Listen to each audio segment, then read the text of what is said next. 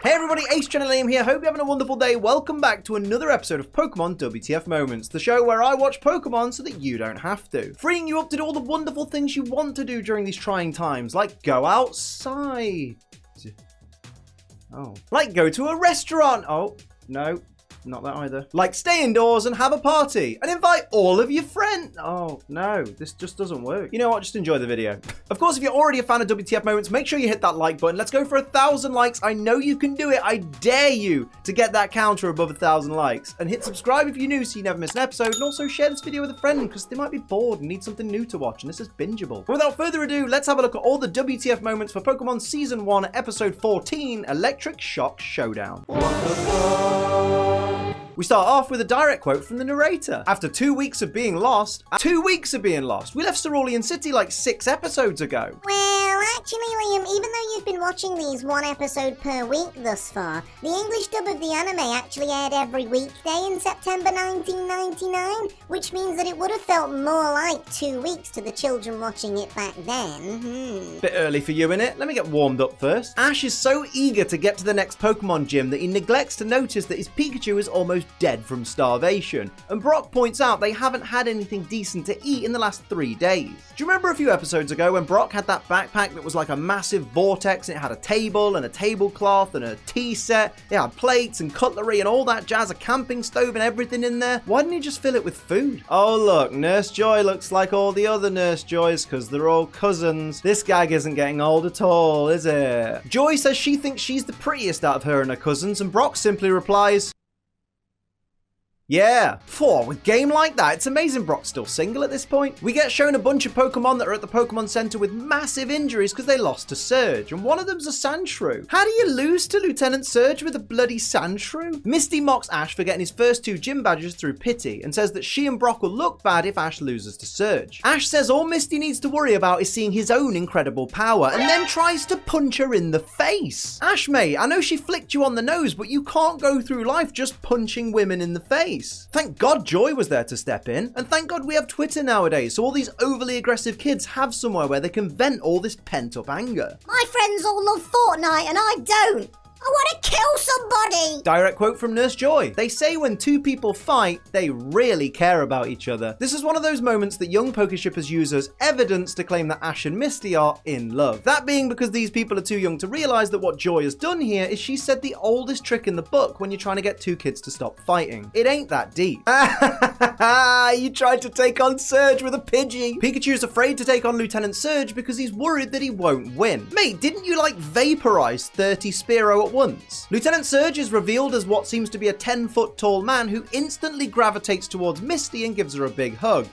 That's pretty creepy. Direct quote from Surge, who's calling Ash baby because that's what he calls everybody who loses to him upon seeing Pikachu. Hey, look at this. Baby bought a baby Pokemon. I wonder what Pichu would have to say about this. I know the reason they write it like this is so there's a little bit of suspense before the Pokemon we're about to see is revealed, but don't you hate it when a trainer throws a Pokeball that has a Pokemon already in it, but still shouts, "Go, Pokeball!" Like, just say, "Go, Raichu," because I'm still going to be surprised when I see it if I've not seen Raichu before. Direct quote from Dexter. Raichu, a mouse Pokemon of the electric element. Types, Dexter. We call them types. Continuing the quote. It can shock with more than 100,000 volts, enough to render a Dragonite unconscious. A what? A Dragonite? As far as I was aware, Dragonite wasn't discovered until the last episode. Not really a WTF moment, but I just wanted to take a second to talk about how Raichu is so much cooler and so much cuter than Pikachu. Look at that proud boy. According to Surge, you should make your Pokemon evolve as soon as you capture it. But also according to Surge, electric Pokemon are only useful once they've learned all their electrical attacks. But Raichu doesn't learn anything by level up, and Pikachu learns Thunder and Thunderbolt through level up, so Surge is properly contradicting himself here. Direct quote from Surge. Oh well, I guess you learned that playing with the big boys can be a shocking experience. Excuse me? Liam, that was clearly a pun about electricity. Yeah, but it sounded filthy. The gym announcer declares that each trainer can only use 1 Pokemon in this battle, and that Surge will be using Raichu and that Ash will be using Pikachu. And when the bell rings, Surge still says, "Go Raichu!" and Ash still says, "Go Pikachu!" even though they're both already out of their Pokeball. And I'm like, why? We know know? We already knew they were going to be your choices because the announcer said so. Why are you wasting so much time? Just pick some moves. Yeah, this episode isn't nearly as broken as some of the others, so I am going to have to be this nitpicky if I want this video to go longer than 10 minutes. Not because of ad revenue, but more because you'll whinge if it's too short. Phrasing. Look, it's not my fault some episodes are just better written than others. And speaking of things that are better than others, how about using code ACE to save money on G Fuel? Today I'm drinking kiwi strawberry, and I know what you're thinking. Liam, what does kiwi strawberry taste like? It tastes like kiwi and strawberry mixed, you fucking idiot. Code ACE. After Pikachu gets blasted by a Thundershock from Raichu and hits the floor, the music in the background ends so abruptly. Like it's that generic battle music they have that goes da da da da da. But it literally starts to pick up and then just there's dead silence, like da da.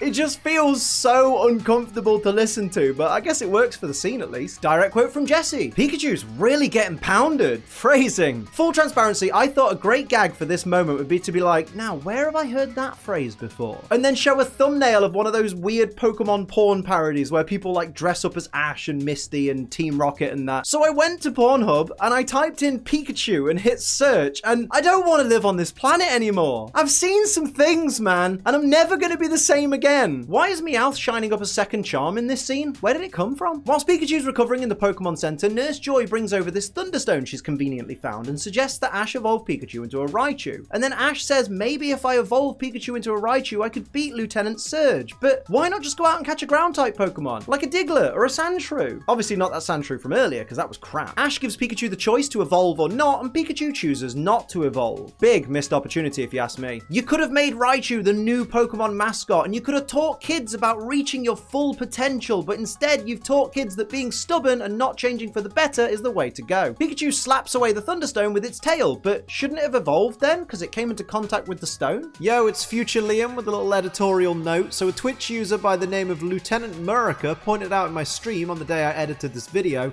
that Pikachu in the anime can Gigantamax, and the in-game Gigantamax Pikachu can't evolve into Raichu. So if Ash's Pikachu is a Gigantamaxable Pikachu, then that means that this whole episode's debate about whether or not to evolve into Raichu is pointless because this Pikachu can't evolve. And that explains why Pikachu can touch the Thunderstone and not evolve due to Thunderstone exposure, because it's a Gigantamaxable Pikachu and it can't evolve. So well done to Lieutenant Murica, you solved the riddle after all these years. Pikachu starts yelling at Ash, but it's all in Pikachu language, so nobody can understand it. Meowth translates it for Team Rocket and explains that Pikachu refuses to change and wants to defeat Raichu the way it is. But honestly, go back and listen to this, because I'm telling you, this is weird. I've listened to this quote like 30 times today, and every time I listen to it, I hear Meowth say, Pikachu won't change. If it's going to Pika Raichu, it wants to do it as it is. Like, I know obviously Meowth must be saying if it's going to beat the Raichu, but every time I hear it, it just sounds like if it's going to Pika Raichu.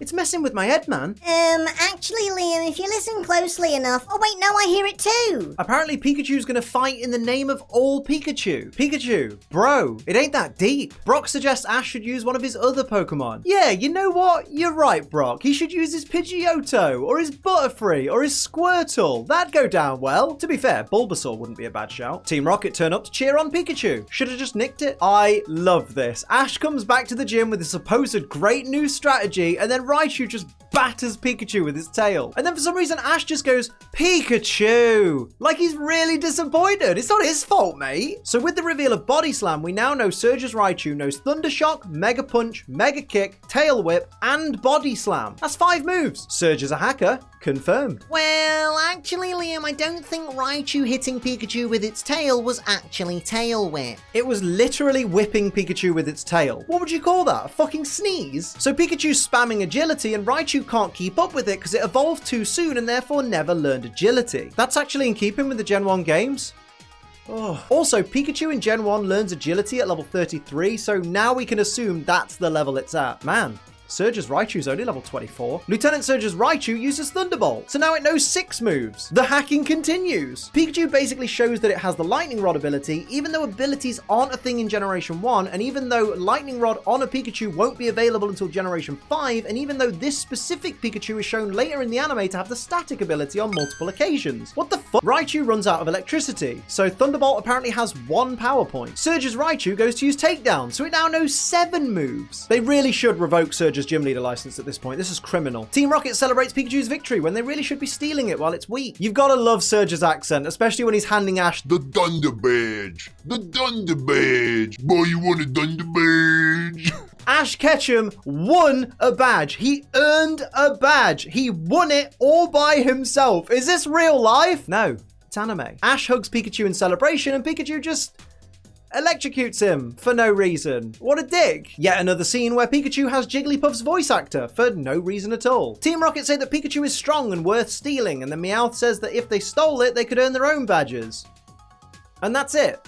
That's the scene. No jokes, no plans, just 3 throwaway lines. What was the point of this scene? James points out they've wasted the entire episode cheering on the good guys. Listen, being self-aware doesn't always excuse lazy writing, but in this case, it absolutely does. So that concludes what was actually a really fun episode. Like I said, some of these videos will be longer, some of them will be shorter. It all depends on what the episode in question gives me to work with. Regardless, I'm really glad that you guys are enjoying the series as much as you keep telling me you are. Like, it's really good to know that you're enjoying it as much as I'm enjoying making it. So look forward to loads more of these. So that'll do it for my WTF moments for Pokemon Season 1, Episode 14, Electric Shock Showdown. Let me know down in the comments which is your favorite WTF moment from it, or if there's any that I missed. Hit like, share, and subscribe if you enjoyed. And of course, support the channel like these lovely people over here do by going to patreon.com/AceTrainerLiam and use code ACE to save yourself some money on G Fuel. But until next time, I'm Ace Trainer Liam. Keep on training.